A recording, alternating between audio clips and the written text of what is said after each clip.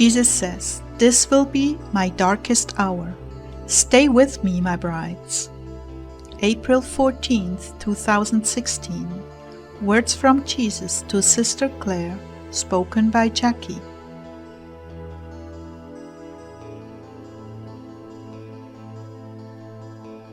Clare began, "May the compassion and steadfastness of Jesus be with us as we listen to the message of His heart tonight, Heartdwellers."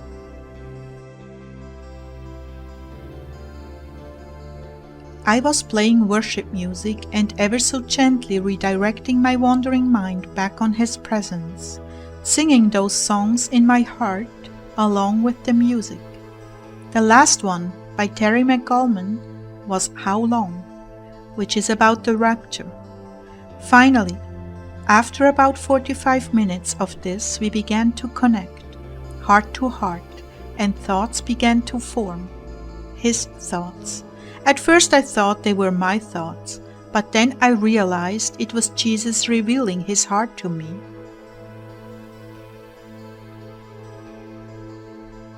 This is what I saw and felt.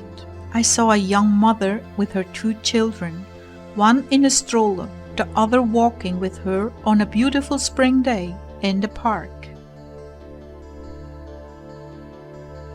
Then I saw another mother going shopping with her children. She was holding a toddler and about to put him in the shopping basket, while her other child held on to the handle. They were happy and going about their day. The little girl was excited to go in the store with her mother to see what kind of treat she could get.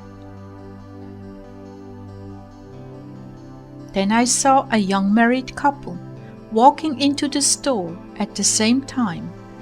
They looked like they had graduated from college. Obviously, they were really in love with one another. As I pondered this scene, I realized how sweet and precious it was, how innocent it was as they were going about their everyday activities.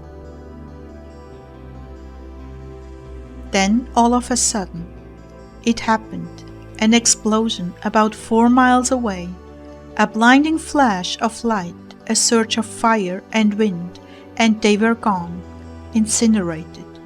One moment they were all so happy and fulfilled, going about their lives. The next, in the midst of horror, they were gone. I began to understand. Life was so good for these people, so hopeful, so full of a future, yet in a moment's time it was over. It is so hard for me to believe that this could happen in a heartbeat, and even that all of America could be devastated. Young children in kindergarten, college students exchanging grades on their last exam, young girls mastering the balance beam, teams getting ready for the baseball season, all innocently going about their business, and all of a sudden their bodies were lying charred on the ground, and the world as they knew it ceased to exist. Horror of horrors! How could God allow this to happen? Sure, we know all the arguments about sin and punishment, but what about the innocent ones whose lives are just beginning? What about those who are still searching for meaning in their lives, still searching for God, and haven't yet found Him? I was once one of those in my 20s, not having a clue about God, and all of this changes in a flash. It all seems so brutal and senseless. If I had died then, I surely would have gone to hell. Then I began to understand the struggle taking place in the heart of God. He loves each and every one of these. He formed them in their mother's womb. He endowed them with a spark of Himself and gifts to share with mankind and bring them joy, children to raise. He saw the struggles and things they overcame in their lives. their good and bad decisions. He was there for those, encouraging them to do the right thing.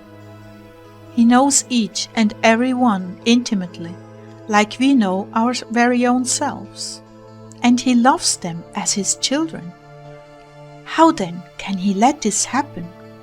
As I was thinking these things, Jesus began to speak to me.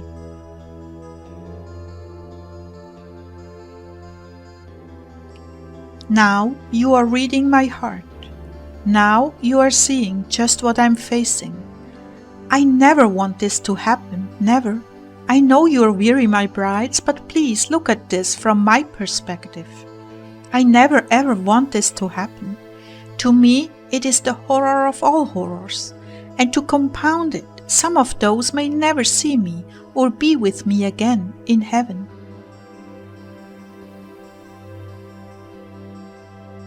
I said to the Lord, "So what do you do?" Grit my teeth, let out a deep gasp, and allow it to happen. But oh, how I cringe, how I abhor what must come to pass. So do you understand? Another minute means hundreds of souls come into the kingdom before it is too late. But then it shall be too late. But oh, how I dread that hour. I want you to have my perspective, my brides. I abhor what must soon take place. So what is another minute to you? Hundreds of souls. And when it happens, at least many, many more shall be with me in heaven. So I say to you, don't be in such a hurry. I dread this event. Come, live in my heart. See what I must see. Feel what I feel and understand, while you're looking at the celebration in heaven and freedom from this earth. I am looking at the Holocaust.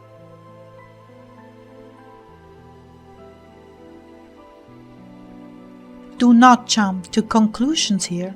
I did not say I'm changing the timing. Rather, I'm asking you to join your heart to mine and see what I'm enduring in these moments. Minute by minute, it is pure torture. Yet at some point it must go forth. All mankind, busy about their daily lives, will suddenly be thrown into an abyss of excruciating pain and loss, confusion, and be in utter shock, stunned, speechless, unable to think. This is what I face minute by minute, until my Father releases it, and then I must deal with the aftermath. Another horror story.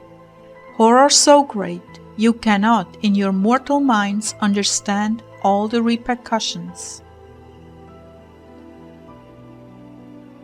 Oh, stay by my side, my brides. Comfort me as the angel comforted me in the garden before my arrest. Wrap your tender arms around me and comfort me, for never has there been a time of travail such as is coming upon the earth, and I dread it with all my being. Yet my mercy will take over situation after situation at the appropriate time for each poor soul involved. This is what I wanted to talk with you about today. I need your comfort, your prayers for mankind, those who have been made in my image, whether they be good or bad. It is not my heart to see them suffer this way. It is not my heart. Please, I'm asking you, stay by my side. Give every spare moment to me. Truly, I'm walking the way of the cross again, and to those of you who have chosen to accompany me, I tell you, it means more to me than I can ever express. This is the darkest hour for humanity. This is what all flesh has dreaded.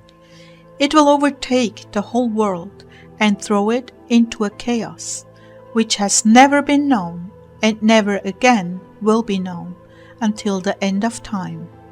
Stay with me